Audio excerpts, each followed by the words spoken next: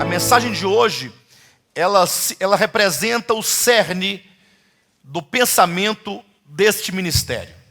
Ou seja, o Ministério Apostólico de Volta à Palavra tem um objetivo, está buscando algo, e o que nós diremos esta manhã é exatamente esse cerne, essa parte principal, central, precípua da mensagem, não somente do Ministério de Volta à Palavra, mas sobretudo da Escritura, mas que o Ministério de Volta à Palavra assumiu para si esta palavra, e nós temos então enfatizado, nós temos dado ênfase nesta mensagem, e portanto ela é de extrema importância, é aquilo que há de mais importante em toda a Escritura Sagrada, porque se refere ao cumprimento da economia de Deus, ao cumprimento do supremo propósito de Deus. Portanto, preste atenção, ouça com seu coração, ouça com a sua alma, não permita que nada possa tirar a sua atenção, desviar a atenção do seu pensamento, do seu coração, e eu tenho certeza que Deus vai nos ganhar um pouco mais essa manhã. Amém? João capítulo 19, quer ler com os irmãos do versículo 1 até o versículo 5.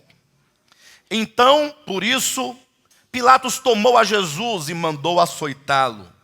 Os soldados, tendo tecido uma coroa de espinhos, puseram-lhe-a na cabeça e vestiram-no com um manto de púrpura. Chegaram-se a ele e diziam: Salve, Rei dos Judeus. E davam-lhe bofetadas. Outra vez saiu Pilatos e lhe disse: Eis que eu vô-lo apresento, para que saibais que eu não acho nele crime algum. Saiu, pois, Jesus, trazendo a coroa de espinhos e o manto de púrpura. Disse-lhes Pilatos: Eis o homem. Essa expressão, eis o homem, é uma expressão que ficou muito famosa no cristianismo. É uma expressão que é conhecida no meio da literatura, no meio da filosofia. Se você, inclusive, for a um dicionário eletrônico, colocar lá, eis o homem, é capaz que você encontre uma definição para isso, porque é uma frase que traduz uma ideia muito importante que a igreja colocou na sua história para o seu povo, naquele momento em que Jesus Cristo estava sendo julgado. Ele já havia sido julgado pela religião judaica, e agora estava sendo julgado pela política, pelos líderes da política que administravam politicamente o povo de Israel, porque o povo de Israel estava debaixo do governo de Roma. Então, quando Pilatos, depois de investigá-lo e de questionar a Jesus Cristo, ele levou então Jesus àquela multidão que exigia que ele fosse crucificado, e colocando-o diante do povo, disse: olha, eu quero que todos vocês saibam que eu não encontrei neste homem crime algum. Eis o homem.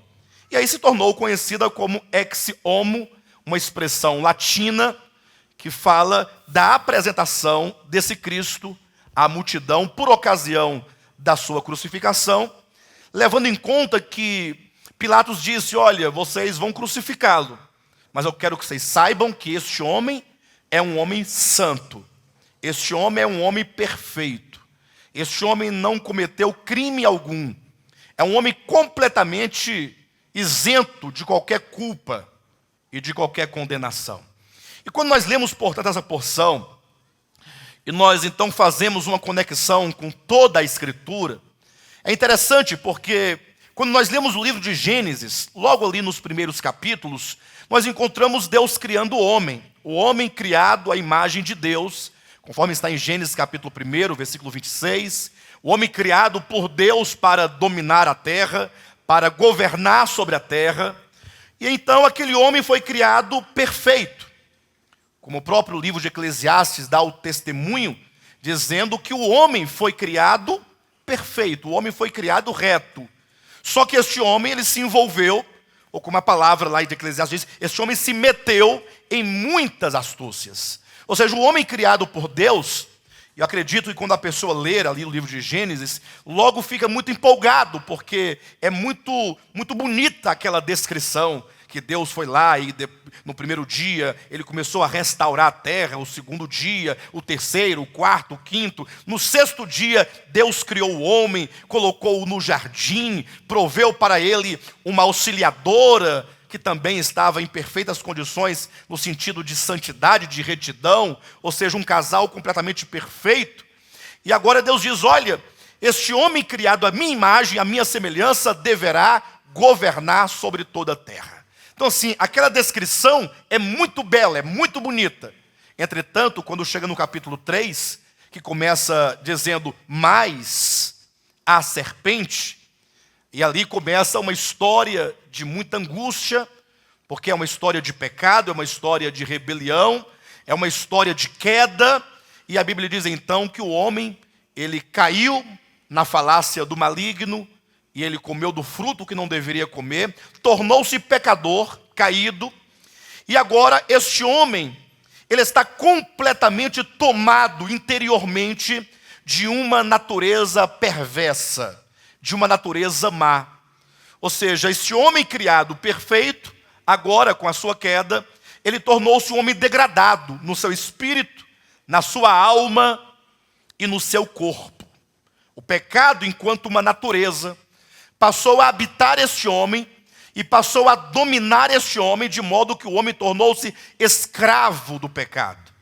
E a grande prova é que desde então, e aí muitos não acreditam, né, no registro de Gênesis, entretanto, a despeito de a pessoa acreditar ou não, a prova é que onde quer que nasça uma criança, nasça um ser humano, esse ser humano ele está fadado à queda, ele está fadado a demonstração e a manifestação dessa natureza que habita nele. Ou seja, nenhum homem sobre a terra jamais venceu esta natureza interior que a Bíblia chama de a lei do pecado. Ou seja, jamais houve um homem sobre a terra que pudesse viver em santidade, em retidão, em perfeição absoluta. Porque, como diz a Escritura, todos os homens pecaram e destituídos estão da glória de Deus. Então, olhando historicamente o homem, o que nós vemos? Nós vemos uma história de muito pecado. Uma história de muitos pecados que trouxeram agora ao homem uma série de consequências.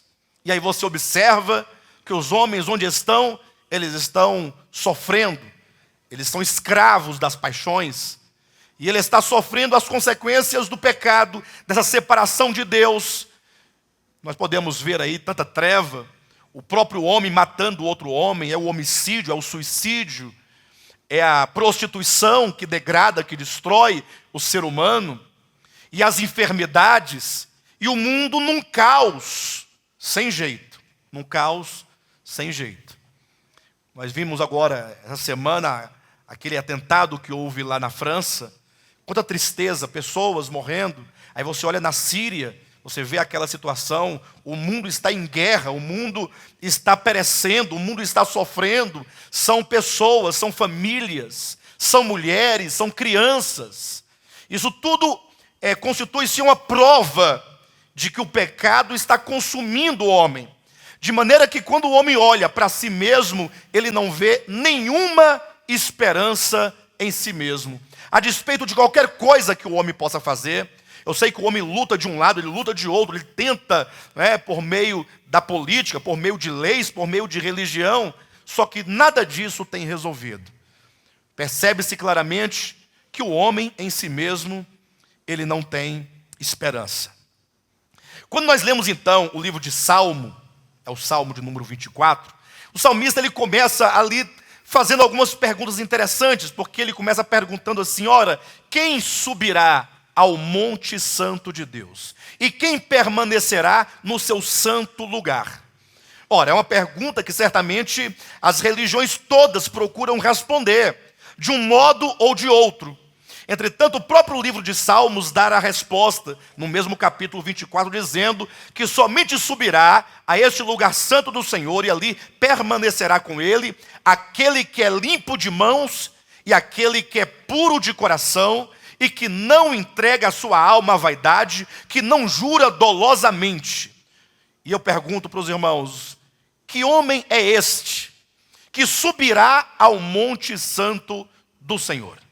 Porque se é dito que somente subirá aquele que for limpo de mãos e puro de coração, que não entrega a sua alma à vaidade, que não jura com dolo, que não mente, uma pessoa totalmente perfeita, uma pessoa totalmente reta, uma pessoa totalmente justa.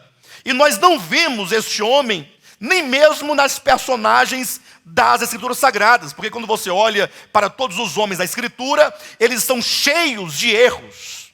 Você olha para Noé, vocês sabem das fraquezas de Noé. Depois você olha para Abraão, Abraão que foi chamado o amigo de Deus. Olha que coisa interessante, imagine só você ser chamado o amigo de Deus. Ele foi aquele que, de tão fraco, ele cometeu alguns erros, dentre eles, quando teve medo de que Faraó pudesse matá-lo, ele mentiu, então, dizendo que a sua esposa era sua irmã. É lógico que vai surgir um teólogo aí, querendo explicar, dizendo: não, é porque Sara era meio prima de Abraão, e esse parentesco naquele tempo podia ser chamado de irmã.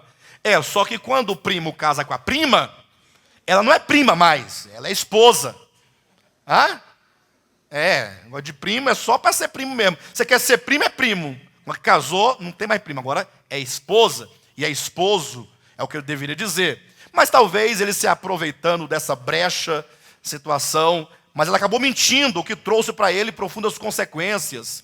Abraão também não confiou no Senhor, quando ele desceu ao Egito, em busca de alimento, porque na terra que Deus apontara para ele estava em seca.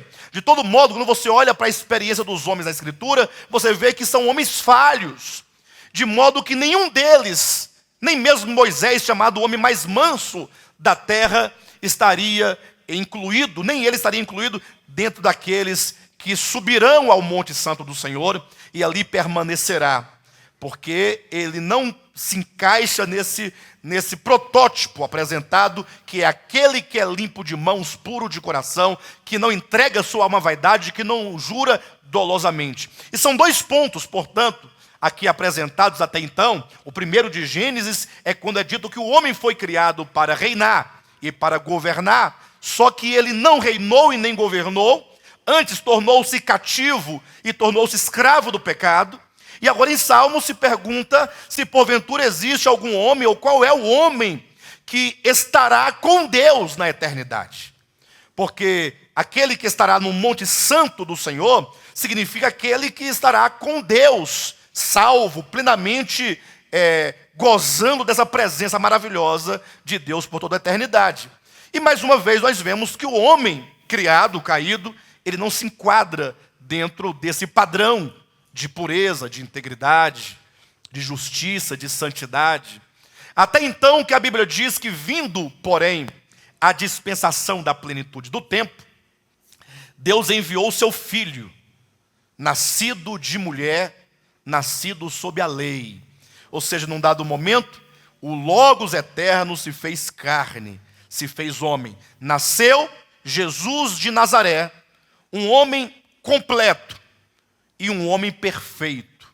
Um homem que foi gerado no ventre de Maria, nasceu em Belém, foi criado em Nazaré, e então logo se apresentou ao seu povo, e como diz o escritor aos Hebreus, diz que ele foi feito à nossa semelhança, porque ele participou de carne e sangue, à nossa semelhança, e ele teve uma vida de 33 anos e meio, desde o seu nascimento até a sua morte. Uma vida de completa retidão. Uma vida de fato, como diz o livro de Hebreus no capítulo 4, uma vida sem pecado. Agora vocês pensem, um homem sobre essa terra que tem todas as qualidades e as características necessárias para poder estar com Deus. Ele não somente não pecou, mas quando deu por ocasião da última semana antes da sua morte, ele foi julgado, tanto pelos religiosos judeus, como pela política romana. Quando nós lemos um relato dos momentos que antecedem a sua morte, os irmãos percebem que ele vai para ser julgado na casa de Pilatos, na casa de Anás, depois na casa de Caifás, depois é levado para Pilatos, ou seja, ele vai levado de um lado para o outro, para que os homens possam investigá-lo, para encontrar nele alguma culpa, de que pudesse acusá-lo, algum pecado, algum erro, porque eles queriam uma razão, um motivo para condenar Jesus à morte. E depois de ter passado pelas várias instâncias de julgamento, Pilatos declarou expressamente: olha, eu quero que vocês saibam que eu não vejo neste homem crime algum.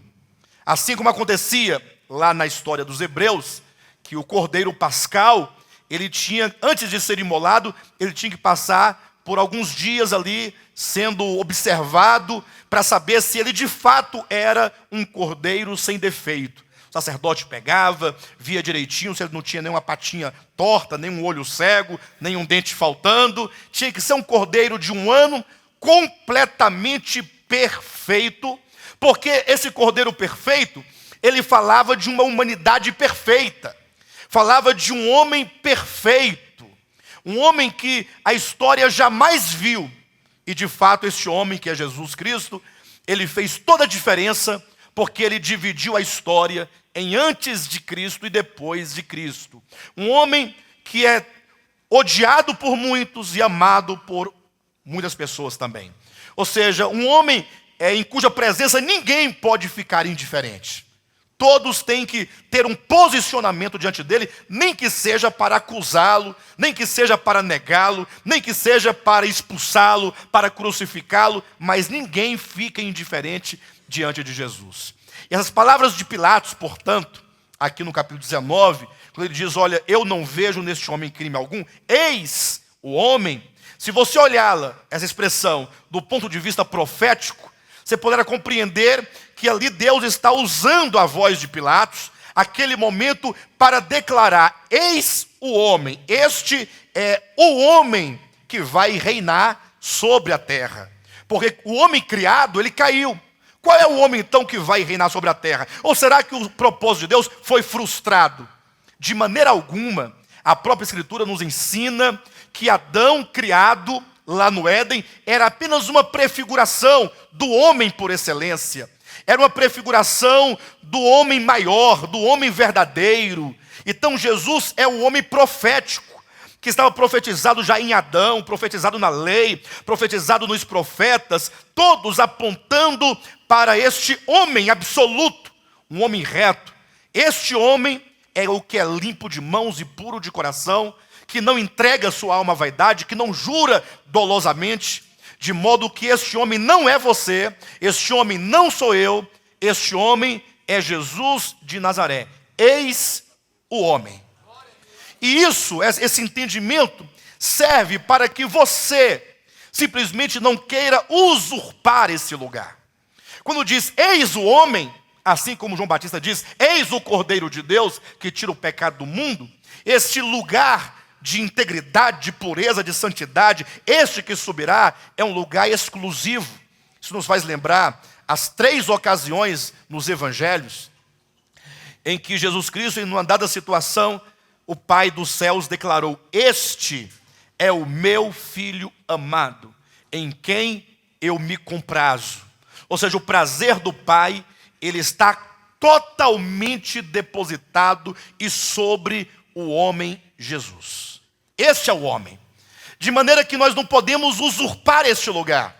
O que a religião tem tentado fazer, não somente as religiões pagãs, como até mesmo as religiões ditas monoteístas, elas estão pregando que você, mero ser humano, mortal, pecador, é capaz de ocupar este lugar que pertence exclusivamente a Jesus. Ou seja, a religião tem pregado que o homem ele tem que se esforçar a tal ponto para que ele seja santo em si mesmo, seja justo em si mesmo. E o pior é que muitos de nós temos trilhado este caminho dessa busca. Eu sei que no coração de cada um aqui, isso é muito natural, tem um desejo, você talvez tenha ali um desejo profundo no seu coração de ser bom. Você sabe o tanto que você precisa melhorar. Você sabe o tanto que você precisa ser mudado. E você tem inclusive tentado, você tem se esforçado, você tem procurado caminhar corretamente. Entretanto, tudo o que nós experimentamos são frustrações em cima de frustrações. Eu sei que essa mensagem, ela não é tão encorajadora num primeiro momento, porque talvez o melhor seria que alguém dissesse assim: não, queridos, se você foi feito à imagem e semelhança de Deus, então você vai conseguir, porque você é a imagem e semelhança de Deus. E isso talvez geraria em você uma certa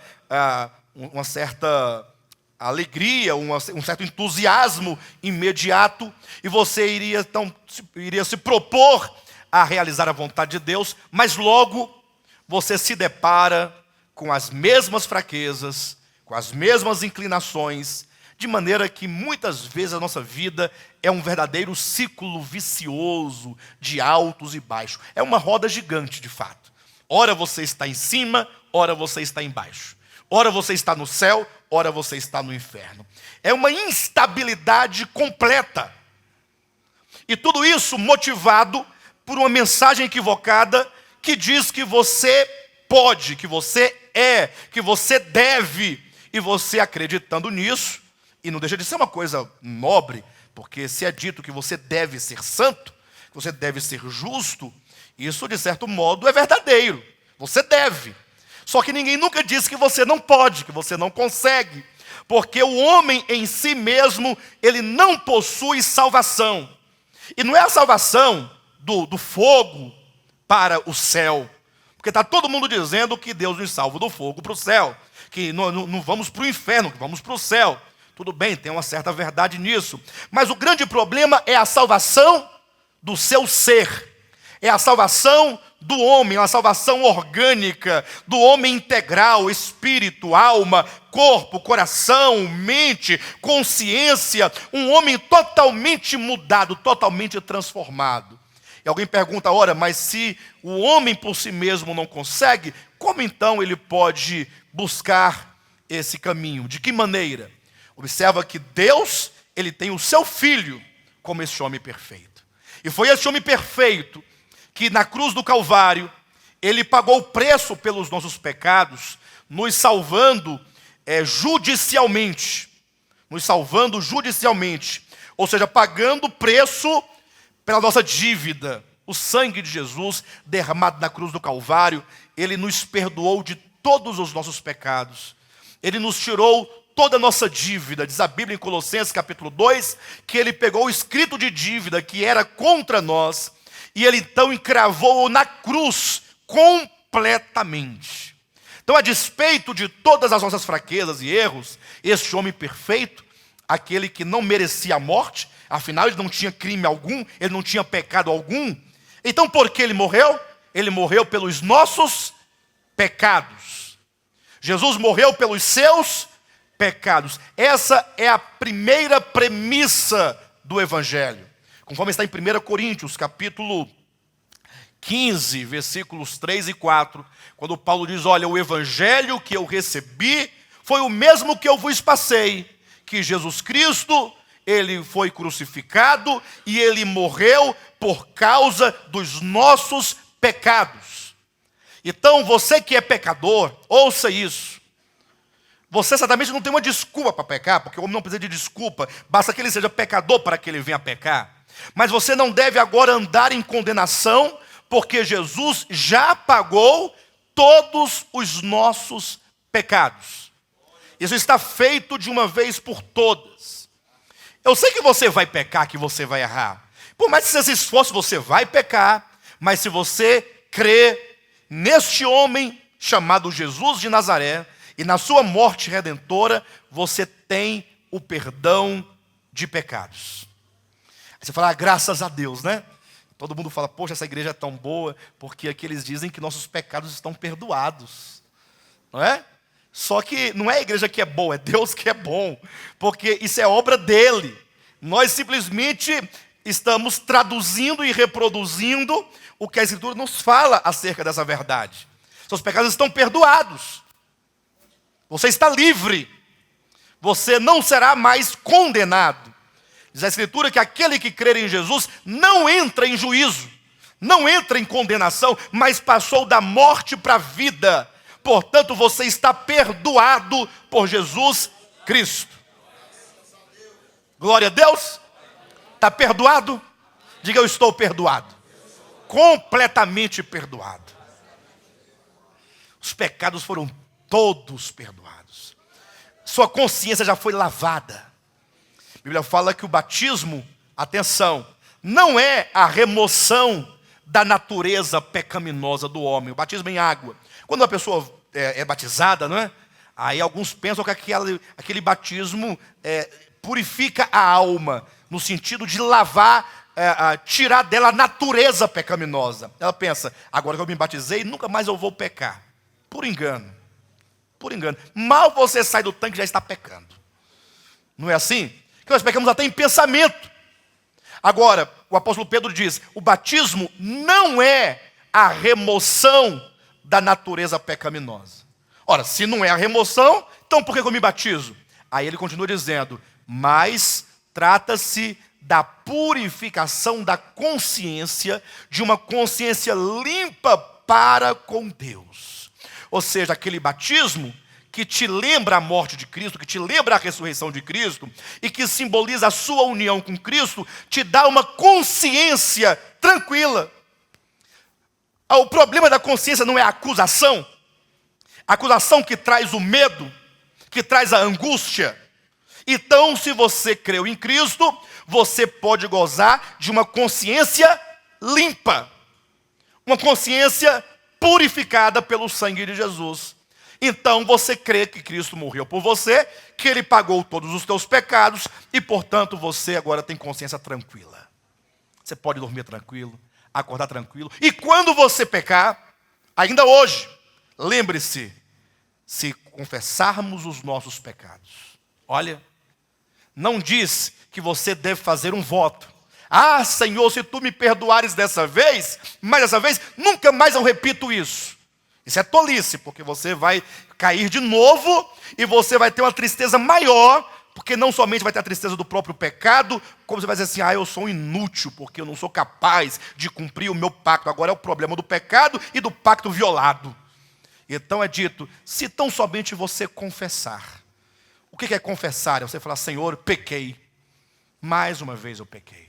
É você não esconder o pecado. É você não mudar o nome do pecado, dando outro nome para ele. Mas você chamar o pecado de pecado e dizer, Senhor, eu errei. E por isso eu recorro a Ti, que tem disponível a todo momento esse sangue precioso que me purifica e me restaura uma consciência limpa. Basta você falar, Senhor, pequei, Senhor. E portanto eu me aproprio do perdão eterno, do sacrifício eterno, porque Jesus está à direita do Pai e intercede por nós. Mas logo, alguém dirá para você, como já deve ter dito, para mim já disseram inúmeras vezes, dizendo, desse jeito fica fácil, né? É fácil demais, porque você crê, está perdoado, está salvo e está tudo bem. Então vamos tocar o terror, como diz o irmão Rafael, né? Expressão dele, né? Então eu posso tocar o terror, né? Posso sair fazendo o que eu quiser fazer. Esse é o argumento, né? No caso não do irmão Rafael, é apenas a expressão que é dele, não é o argumento. Não misture as coisas, né? Então é aquele velho argumento das pessoas que insistem em salvação por meio de obras. É você falar para um adventista, por exemplo, que a lei de Deus foi tirada de contexto de salvação. E aí não tem o que discutir, você lê Romanos capítulo 3, versículo 21, fica claro. Mas agora, sem lei, se manifestou a justiça de Deus. A justiça de Deus para a salvação, que nos é dada gratuitamente, ela nos é dada sem lei. Ela não carece de lei ou de exigência. Se você fizer isso, você ganha a justiça. Se não fizer, você perde a justiça. Nada disso. A justiça de Deus, que é o seu próprio Filho, nos é dado e nos é imputada gratuitamente pela fé. Quanto à lei, se você ler Filipenses capítulo 3, versículo 12 e 13 ou 9, 3:9, o apóstolo Paulo claramente diz que quando o Senhor Jesus voltar, ele quer ser encontrado diante de Cristo sem nenhuma justiça própria que proceda de lei. Olha que coisa maravilhosa, coisa interessante. Eu quero estar diante de Cristo naquele dia, totalmente destituído de qualquer justiça que seja meramente humana, qualquer justiça que proceda de lei. Você tem coragem de falar isso? Você tem coragem de falar assim: quando Jesus voltar, eu quero estar completamente destituído de qualquer justiça que proceda de lei. Ou seja, eu não quero ter em mim nenhum mérito. Nenhum mérito. Quantos aqui, quando Jesus voltar, querem estar cheio de mérito diante de Cristo? Cheio de mérito. Parabéns, como você é bom, pastor Renato. Como que você conseguiu vencer tudo isso? Quantos querem ter mérito aqui? Ninguém quer ter mérito aqui? É estranha essa igreja mesmo, está aprovado. É estranha, porque todo mundo quer um mérito de alguma coisa, vocês não querem mérito algum. Agora, Paulo continua dizendo: ser encontrado diante dele sem justiça própria que proceda de lei, mas eu quero ter a justiça que procede de Cristo mediante a fé. Eu quero que este homem perfeito, eis o homem, este homem, me seja imputado de tal maneira. Mas alguém vai continuar dizendo: mas assim é muito fácil. Assim vocês estão pregando um tipo de igreja ou um tipo de vida cristã irresponsável. Não vão dizer isso? Aí logo o adventista vai dizer, eu estava citando o caso do adventista: então você quer dizer, se a lei foi tirada de contexto, então eu posso matar, eu posso roubar, eu posso adulterar, eu posso fazer isso e aquilo outro. Eles começam esses argumentos. Aí o assembleano já traz o outro argumento: então eu posso beber, eu posso fumar, porque o problema do adventista é o sábado, o assembleano é a bebida e o cigarro. Porque de lá eles vieram. Ou não é assim, irmãos? Então eu posso ir para a boate, posso ir para o motel, porque na vida preguiça faziam tudo isso. Aí foi para a igreja, tiraram-lhe tudo isso. Aí agora ele está vivendo ali dentro de de uma burca ou de um casulo, totalmente ali preso. Só que a despeito de ele não beber, de ele não fumar, de ele não prostituir, de ele não ir para a balada e de não tomar um goró, e de não... a despeito de qualquer coisa, ele continua perverso. Porque o problema do homem não é o que ele faz, o problema do homem é o que ele é interiormente. Poxa, temos que ler 30 vezes por dia, Marcos capítulo 7, ou que seja Mateus capítulo 15, quando Jesus disse: olha pessoal, atente para as minhas palavras. O que contamina o homem não é o que está fora dele. Aí eu pergunto para vocês: onde é que está a cerveja, dentro ou fora? Se você beber, vai ficar dentro, né? Mas não é isso que eu quero dizer, desculpe-me. Ninguém vai sair daqui vai beber cerveja não, viu pessoal? Não é apologia. É porque você somente poderá seguir o caminho correto a partir do momento que você se desiludir do caminho errado. Porque o caminho errado não é você beber cerveja. O caminho errado é você fazer dessa sua abstinência a sua santidade e o seu mérito. E o pior, você pode até não ingerir bebida alcoólica, não fazer qualquer coisa, não ouvir uma música, não dançar um forró, tudo isso. Só que Jesus diz: é do coração que procede. O problema está no coração do homem. O problema não está fora do homem. O problema está dentro dele, a sua natureza. É do coração que procede os maus desígnios, que procedem a violência, que procedem a prostituição. E assim ele vai citando esses males que estão dentro do homem e que se manifestam no seu cotidiano, em vários setores da sua vida. Por isso que você vê pessoas que são exteriormente pessoas aparentemente pessoas santas. Porque você olha para uma irmã que não corta o cabelo, é muita santidade. É muita. Aquelas roupas coloridas, floridas, cada flor desse tamanho, porque flor pequenininha é da moda, então tem que ser uns florzão. Aquelas roupas de seda, naquele sol quente, até aqui, apertado. Aqui você não vê nem o tornozelo da mulher. É porque ela cobre tudo. E ainda coloca uma sombrinha para poder fechar o lombo dela, que está coberto pela nágua e pela combinação, e pela camiseta e por tudo. Naquele calorzão, você vê aquilo e fala, meu Deus do céu, essa pessoa não vive mais neste mundo, ela não é mais deste mundo. Agora, quanta dificuldade tem essa pessoa para olhar para um miserável, um desgraçado, pecador que seja, e amar aquela pessoa. Quando ela vê uma prostituta, essa pessoa aqui, vestida deste modo, ela só tem um caminho.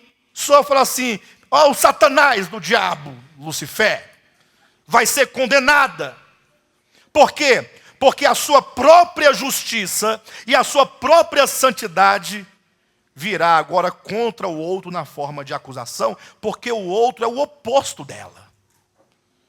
Aí está todo mundo numa acusação só. A igreja de Cristo está uma vergonha na terra, porque ela está brigando para saber sobre os homossexuais. Estão criando partidos, os que são a favor e os que são contra.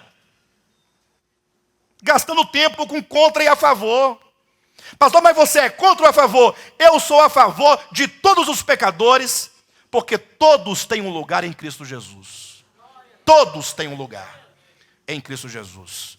E se você se sente bom porque não é homossexual, você deve ser, por outro lado, um tarado, um pedófilo, um estuprador, um impuro, um adúltero.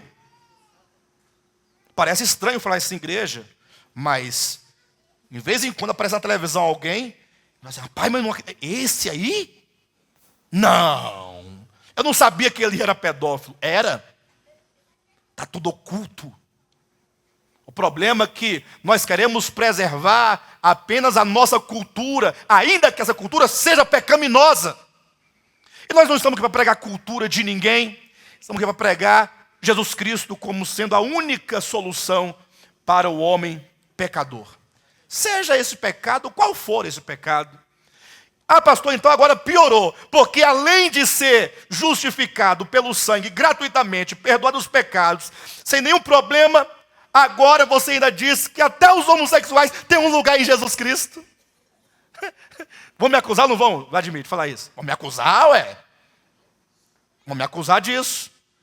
E eu não entendo por que que tem todo esse espanto com qualquer coisa.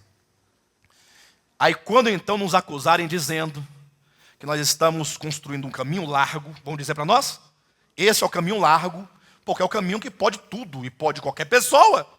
É porque nos outros segmentos religiosos, nos segmentos religiosos, se eu falar nos outros, eu disse que aqui também é um. Então, nos segmentos religiosos, nem todo mundo está habilitado. Sabia? Só está habilitado aqueles que estão dentro das exigências daquele sistema religioso. E nem todo mundo que está lá dentro tem garantia, porque depende também de eles fazerem tudo certinho. Porque se eventualmente errar, então é na verdade um tipo de salvação industrial. É o homem construindo a sua própria salvação, como aconteceu na Torre de Babel.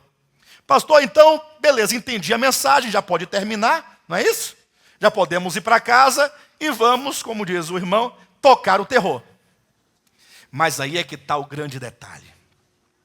É que a salvação que Deus nos oferece, gratuita, e que só Ele pode realizar, ela não acaba, ela não se conclui quando você recebe essas bênçãos do perdão de pecados. Este é o primeiro passo, este é o começo de uma história, né, da qual você participará então. Abra sua Bíblia na Epístola de Paulo a Tito.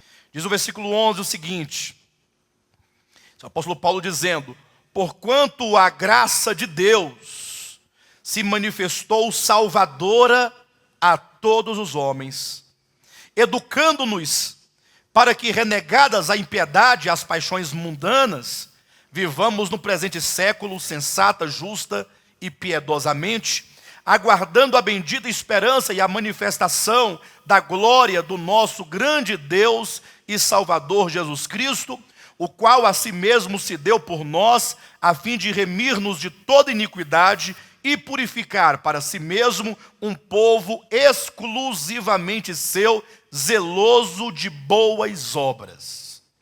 Interessante como esse texto de Paulo, ele diz que a graça de Deus se manifestou salvadora a todos os homens.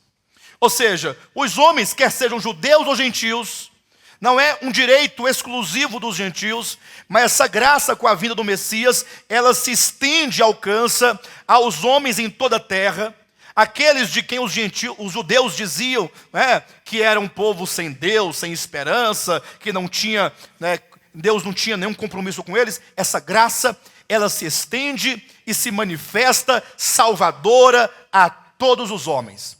Aí vem uma palavrinha aqui no versículo 12, quando ele diz: educando-nos. Educando-nos.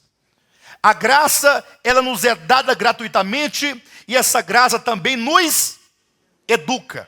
Essa palavra educar, talvez para nós aqui no Brasil, né, na nossa cultura, no nosso entendimento, talvez ela não traga exatamente um sentido que ela está aqui na Escritura, ou que os gregos tinham dessa palavra, né, porque o Novo Testamento foi escrito em grego.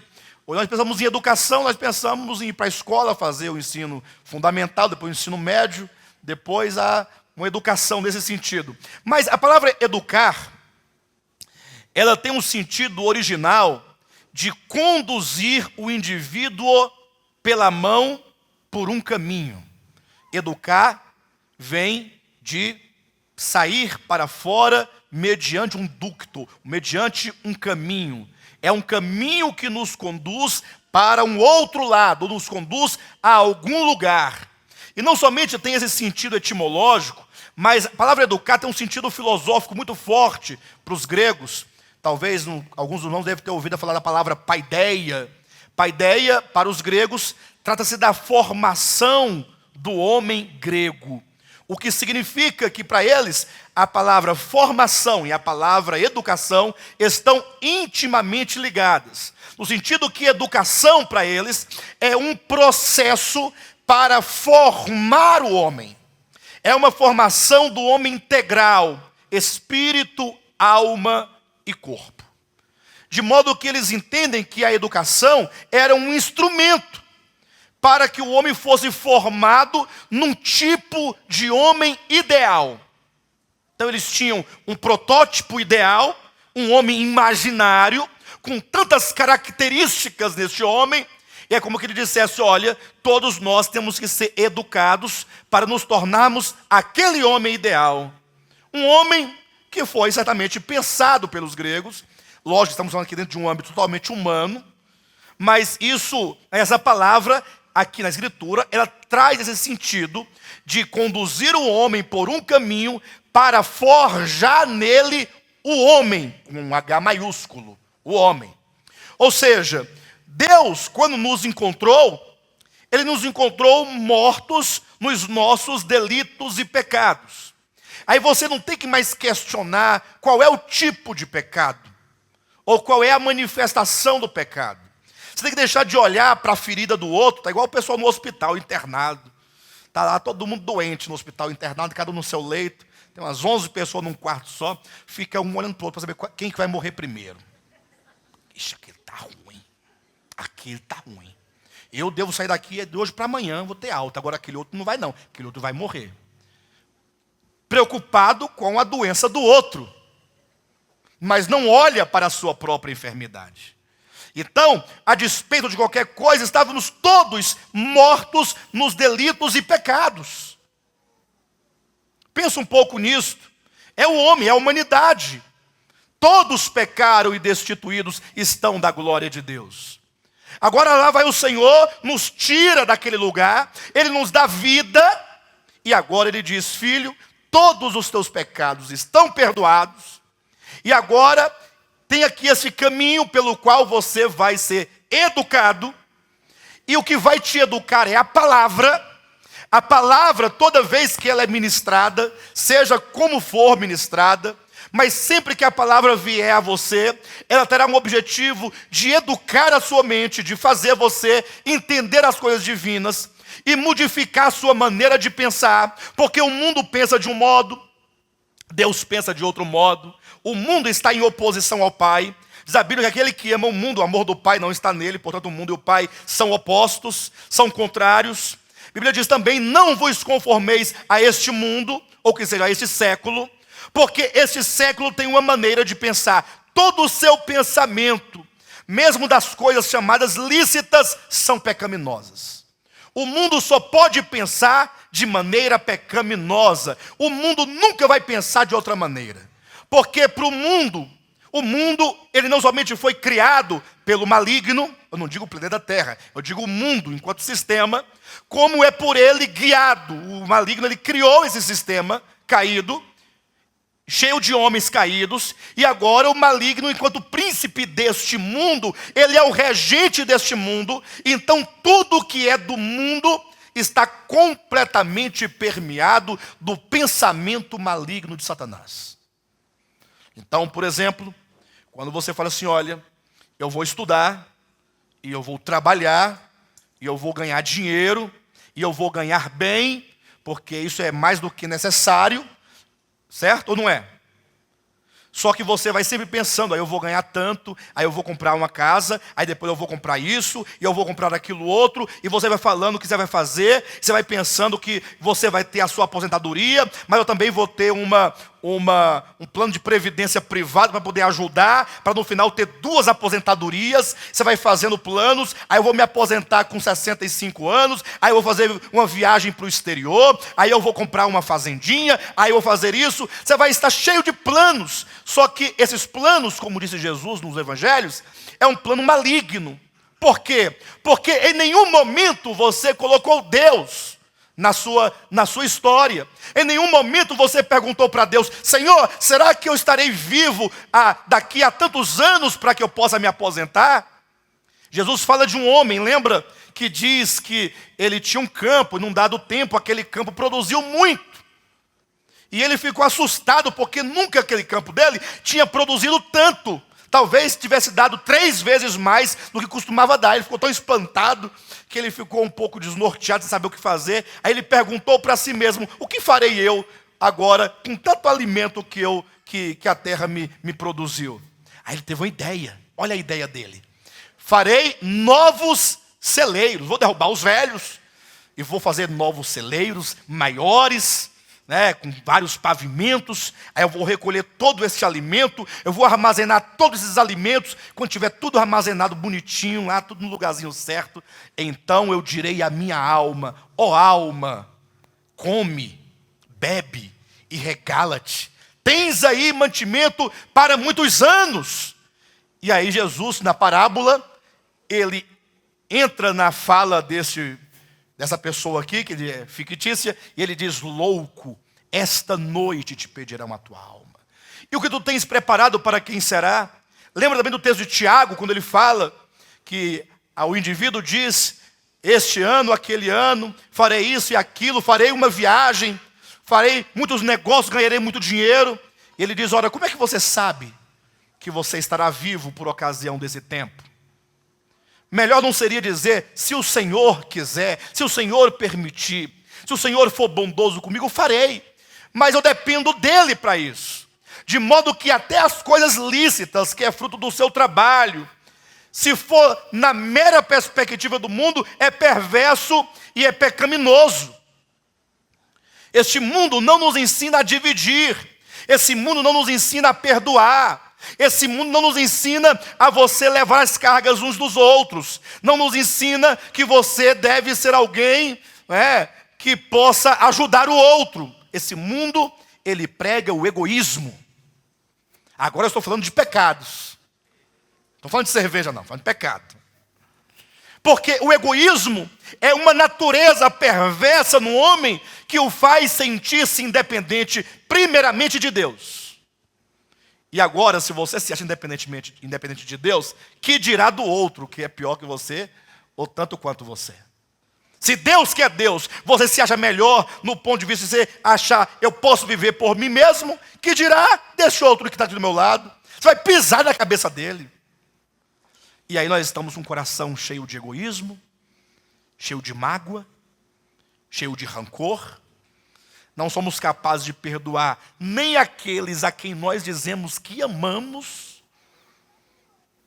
Porque você não é capaz de perdoar a mãe, o pai, o irmão de sangue, o filho. Olha para o seu coração. Você não é aquele homem que subirá ao monte santo do Senhor. Mas você é alvo da obra deste homem. Ele te coloca num caminho para que você possa ser educado. E na medida que você é educado, você vai sendo formado. Como diz o apóstolo Paulo em Gálatas capítulo 4, versículo 8, o versículo 19, desculpe-me, ele diz, até Cristo ser formado em vós. Então a grande verdade não se esgota no fato de termos nós os pecados eternamente perdoados. Esse é o primeiro passo. Agora, Deus quer gerar, engendrar, formar Cristo dentro de nós. Para que nós sejamos completamente mudados. Para que Cristo cresça dentro de nós e que nós venhamos a diminuir esse ego, esse egoísmo, saindo para que Cristo preencha o nosso ser. E aí, então, nós vamos ter uma mudança real. Não é a questão de você mudar a roupa, mudar a comida, mudar a bebida, mudar os hábitos, mudar o lugar. Porque isso nós já fizemos e não deu certo. E eu sou testemunha, porque eu tenho 41 anos de idade. Já fiz isso e não deu certo. Eu já deixei de comer até carne de porco. Chegou um tempo que eu não tomava nem Coca-Cola. Imagina Coca-Cola. Você comia aquela costela, e aí não tinha Coca-Cola para dar aquele fechamento. Não, porque quando você come uma costela com pimenta, não tem que dar aquele fechamento. Você tem que tomar um copo grande de Coca-Cola, tem que fazer shhh, dentro de você, fica, ai, dá um êxtase. É uma verdadeira catarse. Você fica totalmente, ai, glória a Deus, aí dá aquela. Mas eu nem tomava isso na época, porque era para mim a minha santificação. Já não jogava bola um certo tempo, não podia jogar bola. Não podia jogar um baralhinho em casa com as filhas lá. Pazinho de 3, pazinho de 7, pazinho de dama. Você pegar 3 cartinhas. Você vai ter que ir pegando aqui até você montar a tríade. Aí quando você montar, ganhei. Pecou, porque o diabo... Não, irmãos. Agora, é lógico, você não pode fazer esse jogo de vício para ganhar dinheiro do outro, ou perder o seu dinheiro. Aí o problema não é o baralho, é o coração, que é ganancioso, quer tomar a toda custa o dinheiro do outro. Aí quando você vê que não dá conta nas cartinhas, você vai querer roubar as cartinhas, né? Aí vem o roubo. Então não é a carta, é você. Porque se você queimar a carta, você vai continuar querendo roubar o do outro. Se fosse a carta, queimava a carta, está resolvido. Mas não, o coração está aí, doido para tomar o do outro. Tem uns que tomam nas cartas, tem outro que pega e não devolve, tem outro que pega escondido. É assim ou não é? Então o problema não está na cartinha. Aquela mesa verde, grande, sinuca. Aí tem 14 bolas, tem lá a outra que fica lá, você pega um pedaço, um cabo de vassoura. Eu vou empurrar essa bola para bater na outra bola para cair dentro do buraquinho. Aí, caiu, pecou. Pecou, por que você pecou? Por que você pecou? Porque sinuca é pecado. Quem te falou que sinuca é pecado? Pastor, não? Nunca foi. Nunca foi. Sinuca, Foi o homem que inventou, não foi o diabo que inventou, foi o homem que inventou. Aí, engraçado que a biloca, quem já jogou biloca aqui? É o mesmo princípio da sinuca. O princípio é o mesmo. São bolinhas, só não tem taco, você joga com o dedo, mas tem que cair uma caçapinha na terra que você fez. Mas ninguém diz que biloca é pecado. Mas o princípio é o mesmo. O que é a sinuca se não é a biloca evoluída? É a evolução da biloca. É ou não é? Pensa comigo. Pastor, e eu doido para jogar sinuquinha, nunca joguei com medo de pecar. Joga, meu irmão. Se alegra. Agora, olha para o seu coração. Aí você vai se deparar com cada bicho aí dentro. Cada coisa ruim. E aí Deus fala assim, meu filho, eu vou te colocar num caminho. Educação, ó. Ex ducto. Caminho que te conduz para fora do mundo. Mas não é para fora fisicamente da terra. Não é uma fuga. Não. Mas é um processo de educação. Na medida que você conhece a Deus, que você conhece a Cristo, conhece a sua palavra, a palavra vai nos educando. E na medida que somos educados, essa palavra vai formando o novo homem. Cristo é o homem por excelência, é o alvo, é a ideia. Todos nós temos que nos tornar tanto quanto Cristo. Mas não por um processo objetivo e exterior. É um processo orgânico. É exatamente o que está aqui, abre sua Bíblia em Romanos, no capítulo 8, 29. Porquanto aos que de antemão conheceu, também os predestinou para serem conformes à imagem de seu Filho, a fim de que ele seja o primogênito entre muitos irmãos. Olha para a sua Bíblia. Aos que de antemão conheceu. Essa palavra conhecer aí pode ser lida no sentido que ela traz aqui. Aos que de antemão Deus amou eletivamente. Então, o Senhor te amou antes de você nascer. Você não havia, mas Deus já tinha te amado, Ele já te amava. E o pior, quando Ele te amava, e te ama até então, lógico, porque em João 13, versículo 1 diz que o Senhor ama até o fim. É diferente do homem, né? O homem não ama até o fim. Tem uns que chegam até o fim, amando. Mas é um acidente de percurso. Geralmente o homem ama até um momento. Dali para frente ele suporta. Vocês estão duvidando de mim? Olha para a vida humana. Olha para a vida humana. Isso quando o amor não acaba porque os interesses não foram satisfeitos. Lógico que eu estou falando aqui do homem caído. É lógico que esse homem em processo de construção, pelo amor de Deus no seu coração, ele tem sua vida mudada na experiência. Aí ele pode amar até o fim. Mas como obra de Deus, fora disso. Tem uns que fingem amar até o fim, porque eles são de famílias tradicionais. A família tradicional é aquela que o jovem se casa na igreja e se casa no cartório, com padrinho e tudo. Tradicional. Não pode ser diferente. E agora vive a vida toda junto. Pode estar divorciado no coração, mas quando chega diante da família tem que estar feliz, de mão dada. Para dar aquela impressão. Enfim, mas quando diz aqui que os que de antemão conheceu, ou seja, aqueles a quem Deus de antemão, Ele amou. E quando Ele te amou, Ele sabia exatamente quem você era. E eu quero dizer uma coisa para os irmãos aqui. Há um tempo atrás, eu encontrei com uma pessoa,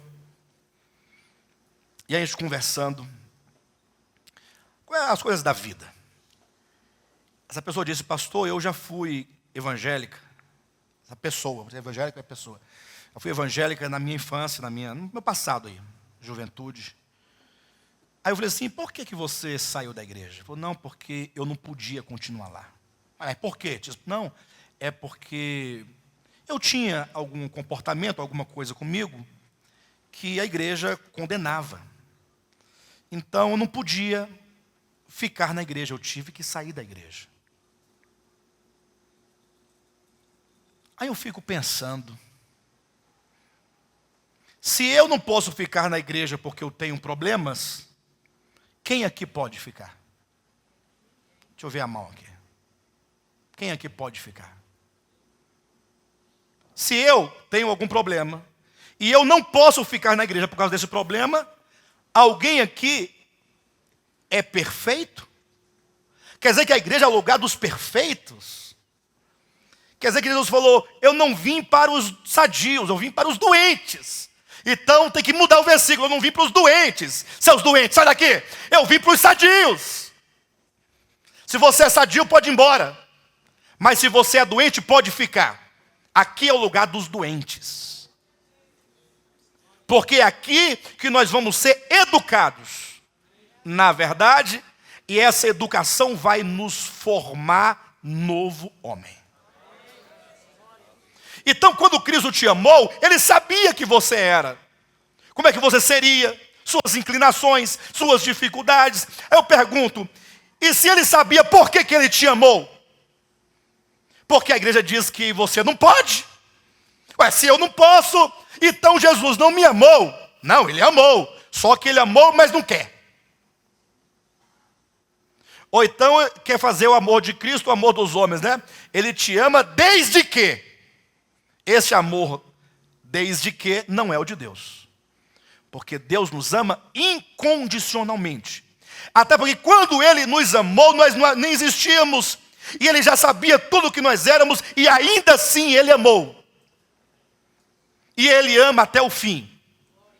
Porque Ele não ama baseado no que somos, ou no que fazemos. Ele ama porque Deus é amor. Ele é a própria fonte e origem do amor. Esse amor incondicional não depende do que você é, mas do que Ele é. Então está aqui. Aos que de antemão conheceu, ou amou eletivamente, também os predestinou. Quando se fala de predestinação, não se trata de ir para o céu e não ir para o inferno. Como aqueles dizem, né? Que Deus predestinou uns para ir para o inferno, outros para ir para o céu. Já ouviram isso? São os reformados, né? Eles dizem, Deus predestinou o Fernando para ir para o lago de fogo e o Renato para ir para o céu. Ficar lá com um par de asas nas costas, uma harpa maior do que ele, uma coroa tocando no céu. Glória, glória, aleluia. 24 horas. Daqui a 5 anos, glória, glória, rouco. Porque não para de cantar, nem de dia, nem de noite. Daqui a 1 bilhão de anos, glória, glória, aleluia. Ninguém vai querer ir para lá, irmãos. Na verdade, mas pastor, e agora? Você está falando mal do céu? Não, é porque o céu não foi feito para nós, irmãos. O céu foi feito para anjo, você é anjo. A terra foi feita para o homem. Bem, isso é outro assunto, né? De todo modo, é só para trazer a ideia. Quando falo de predestinação, diz que Deus predestinou uns para o inferno e para o céu. Olha o que está escrito aqui na Bíblia sua. Ó, aos que de antemão conheceu, também os predestinou para serem. Não é para irem, é para serem. Você foi predestinado para ser. Ser o quê? Para serem conformes a imagem do seu filho. Então a predestinação visa essa filiação. Ora, mas como é que eu posso ser feito à imagem de Deus, ou do Filho de Deus? E aqui está o grande segredo. Porque assim em Gênesis capítulo 1, versículo 26, diz que o homem foi criado à imagem e semelhança de Deus, porque que em Romanos diz que nós fomos predestinados para sermos conformes à imagem do Filho. Se nós já tínhamos sido feitos.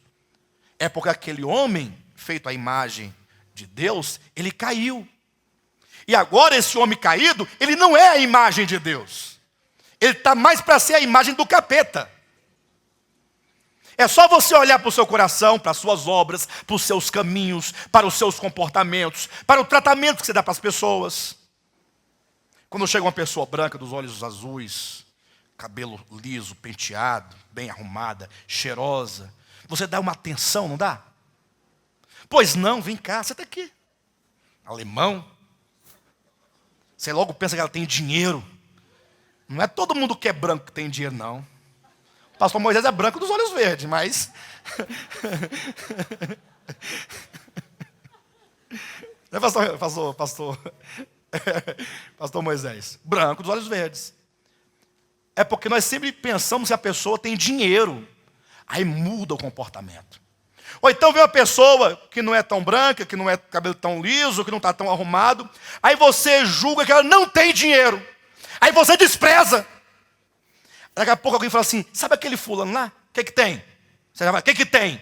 Rapaz, pensa num caba que tem dinheiro. Aí você já muda o comportamento. Estou mentindo, pessoal? Não, estou mentindo.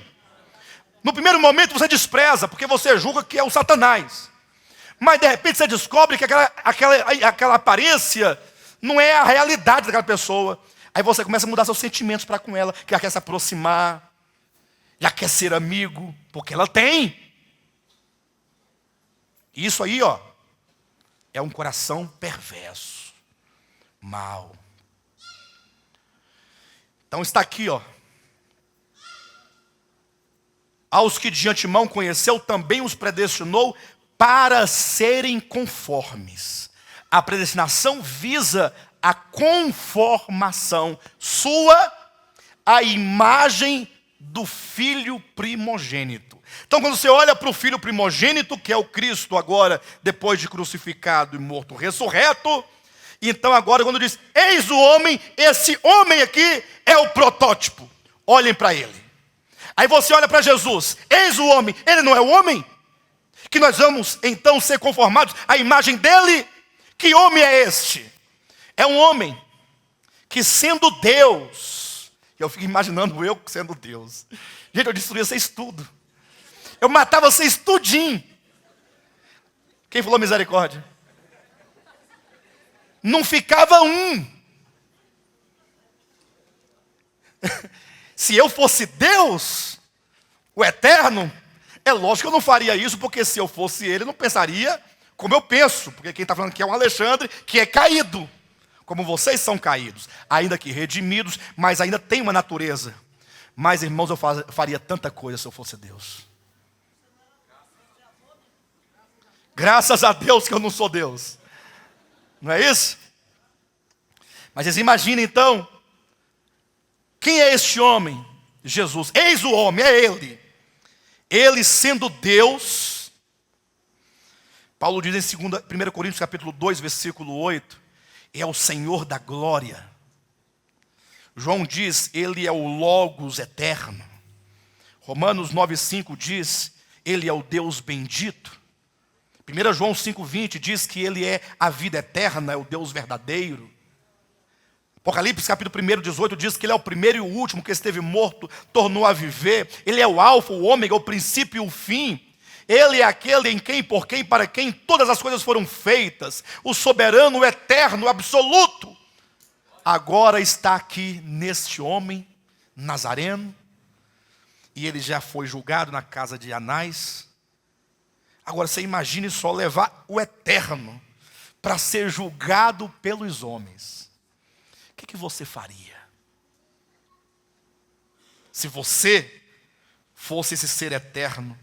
E agora os homens, aqueles vêm, a vearada lá dos anciãos de Jerusalém, querendo julgar o eterno.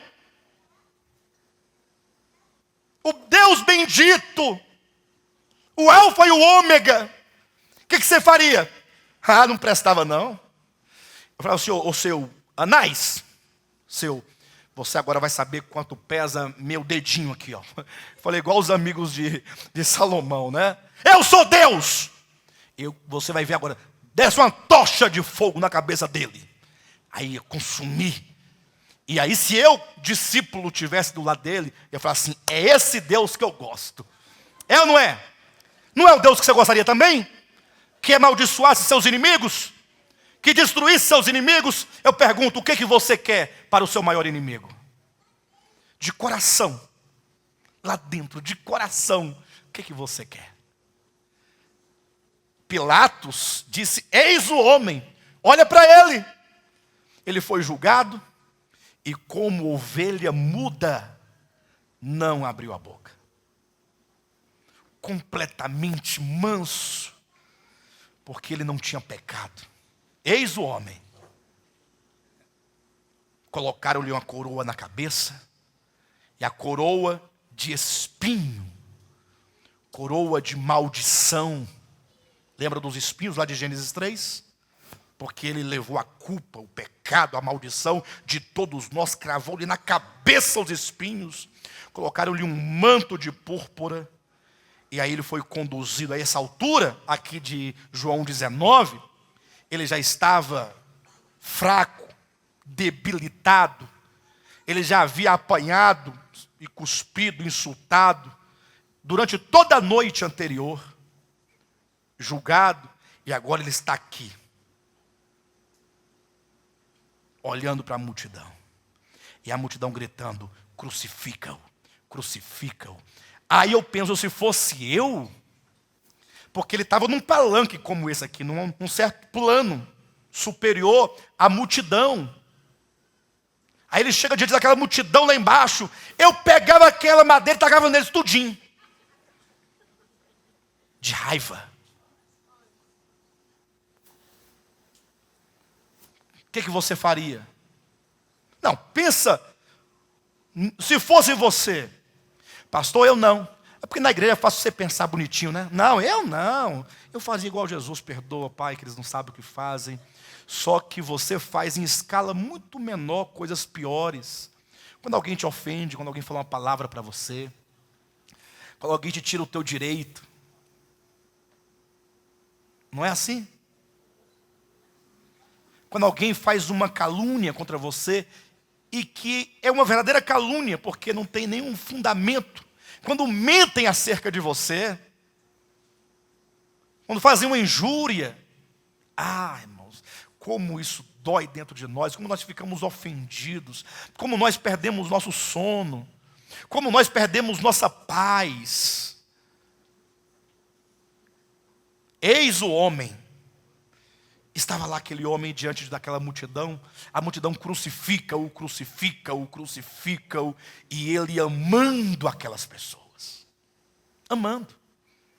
Tanto é que a Bíblia diz que como o cordeiro mudo não abriu a sua boca. E quando o Evangelho diz que ele abriu a sua boca, ainda tem quem diga, se ele não abriu a boca, como é que diz que abriu a boca? É porque ele não abriu a boca para murmurar, ele não abriu a boca para condenar, ele não abriu a boca para lançar ofensas, não abriu a boca para lançar maldições, mas quando ele abriu a boca, foi para dizer: Pai, perdoa-lhes. Mas não diz apenas perdoa-lhes, ele ainda justificou por que o Pai deveria perdoá-los. Perdoar-lhes, porque eles não sabem o que fazem. Olha o coração deste homem. Olha a alma deste homem. É por isso que ele não tem dolo, não tem mácula, não tem ruga. Eis o homem, este é o homem. Então, se você quer compreender a vida cristã, olha para ele. É lógico que você não poderá imitar os aspectos exteriores dele, porque senão você teria que vestir um vestido, uma túnica. O que não tem nada a ver, porque roupa é uma questão cultural. Se o verbo tivesse sido feito carne no Brasil, e fosse do tempo dos índios, andaria pelado. O verbo pelado. Mas, porque seria normal. Estou errado, pastor Renato? Qualquer coisa você me fala, fica aí de olho. Hein? Se ele se fosse no Brasil em século 21, ele vestiria calça comprida, jeans social, vestiria uma regata, ou não pode usar regata? Ou você acha que ele ia vestir paletó e gravata e ia para o monte, ficar lá? Não, jamais, um calor desse. Ele ia vestir roupa normal, uma gola polo, não é, pastor? Que fosse uma blusa assim também, não tinha problema nenhum, mas não tem a regra. Então você não vai olhar para esse homem para imitar os aspectos exteriores, deixar a barba crescer, cabelo crescer, não tem nada com isso. Jesus, o próprio Jesus falando acerca de si mesmo, deu testemunho dizendo: olha, João Batista, ele não bebe vinho e é homem de muito jejum. E dizem que ele tem demônio, endemoniado. Tem jeito para religião? O indivíduo jejua muito e não bebe vinho. O que os judeus diziam? Só pode estar endemoniado, porque para não beber vinho e para ficar jejuando desse tanto, só pode ser endemoniado. Aí Jesus falando dele mesmo: veio o Filho do Homem, eu, que não sou de jejum. Jesus não era de jejum, não. Ou era? Vocês já leram os evangelhos? Vocês viram Jesus jejuar mais de uma vez? O único momento que ele jejuou foi no início, depois nunca mais. Depois ele vai para a casa de Simão, tem um banquete lá, comendo, bebendo vinho. Depois está na casa de Marta, comendo. Está na casa, comendo, comendo. Sempre nos banquetes. E essa diferença extrema entre João Batista e ele próprio foi que disse, não foi acusação de ninguém. Ele disse: veio João Batista que não comia, não bebia, vocês dizem que ele tem demônio. Veio o Filho do Homem que come e bebe, vocês dizem que ele é um glutão e beberrão. Ou seja, vocês, não tem jeito para vocês. Então não são esses aspectos exteriores que você tem que imitar. Porque essa questão da imitação exterior, isso é uma grande ilusão. Por isso tem um tanto de gente indo lá para Israel para se batizar no Rio Jordão, porque Jesus batizou no Rio Jordão. E qual que é a diferença do Rio Jordão para o Rio Madeira? Ou para o Rio dos Macacos? Qual que é a diferença? É água. Não muda nada. É por isso que quando vem água de Israel, o pessoal quer um pouquinho para levar para casa. Vai construir o templo, traz as pedras de Israel. É uma tolice só. Eis o homem.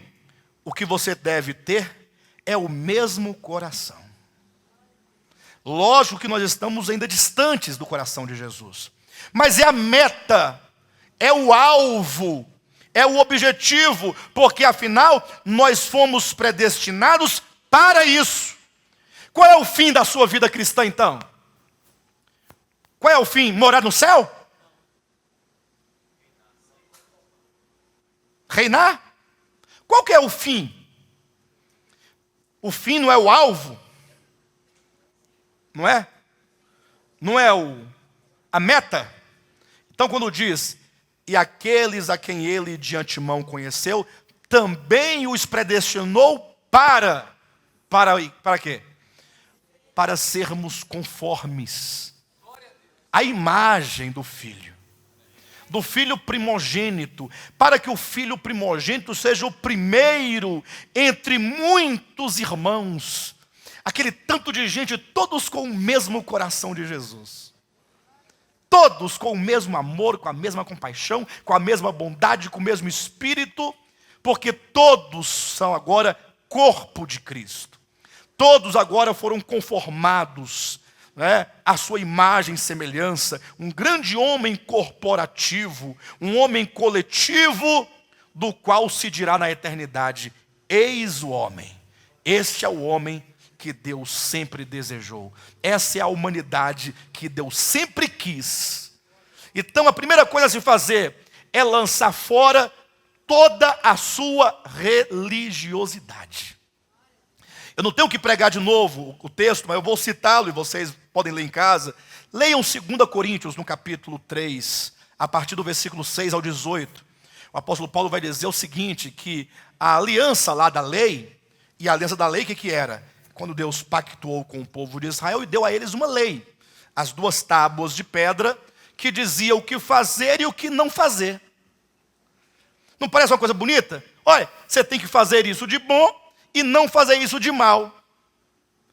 Essa aliança, ela não cumpre o propósito de Deus. Por quê? Está lá no texto de 2 Coríntios, capítulo 3, do 6 ao 18. Porque essa aliança é a aliança da condenação e da morte. Como assim? Se eu cumprir a lei, eu estarei condenado? Não, é exatamente este o ponto. É porque a lei é santa, é justa, é boa. E a sua natureza humana não é santa, justa e boa. Como pode o homem cumprir exigências tão altas? Aí você imagine só que em Mateus está escrito assim, olha, vocês devem amar os vossos inimigos. Aí eu pergunto, isso está ao alcance do homem, amar o inimigo? Você pode até fingir que ama, mas quando você se lembrar dele, sempre que se lembrar, o seu coração vai sentir aquela mágoa. Depois de falar, olha, se alguém te ferir na face direita, volta ali à esquerda. Quem está apto a isso? Até que no final, nós temos a síntese de tudo. Jesus diz, para concluir, sede vós perfeitos, como perfeito é o vosso Pai Celestial. Como é que eu vou ser perfeito como é o Pai Celestial? Pastor, mas é mandamento, porque é sede, é imperativo. Sede vós perfeitos. Sim, mas esse mandamento é para eu cumprir? É para você cumprir? Então tá bom, então cumpra. Sede perfeitos. Tem como, Vladimir? A partir de hoje eu vou ser perfeito como é o perfeito Pai Celestial. Como é que é ser perfeito? Como é que é isso? Bem, mas é um mandamento, pastor, não é? Sim, mas é um mandamento de referência. Ou seja, você deve olhar para esse mandamento para saber, é este o alvo aonde eu tenho que chegar. É para você conhecer a vontade do Pai. Quando então Deus deu a lei, lá no Antigo Testamento, não era para o povo cumprir, era para o povo, ao tentar cumprir, se descobrir miserável. Está em Romanos capítulo 7. Depois que aquele homem do Romanos 7 tentou e não conseguiu, tentou e não conseguiu, tentou e não conseguiu, por várias vezes ele chegou a uma conclusão: miserável homem que sou. Então Paulo diz que essa aliança da lei, que é da condenação e da morte, ela não cumpre o propósito eterno de Deus. Ela cumpriu um papel temporário de mostrar ao homem quão maligno é o pecado. É só para você se descobrir, é só para você saber que você não consegue, só para você saber que você não é bom, que você não é justo, que você não é santo, que você não é espiritual. É para você ir ao desespero. Aí quando você estiver no desespero, aí vem Jesus. Aí vem Jesus. E aí ele instaura uma nova aliança. Agora, esta aliança nova cumpre o propósito de Deus. Porque agora Deus vai tirar a lei e Ele vai dar o seu Espírito.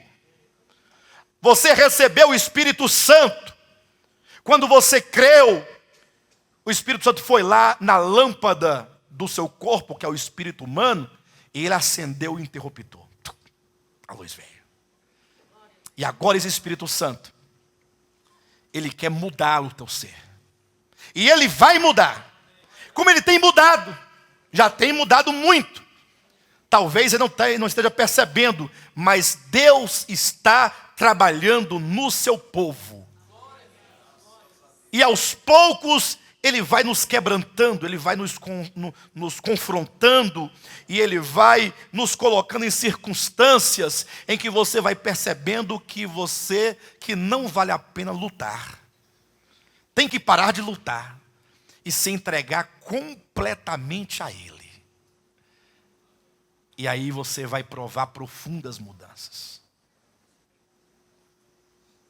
Por isso que diz no capítulo 3, versículo 18 de 1 Coríntios, e todos nós com o rosto desvendado.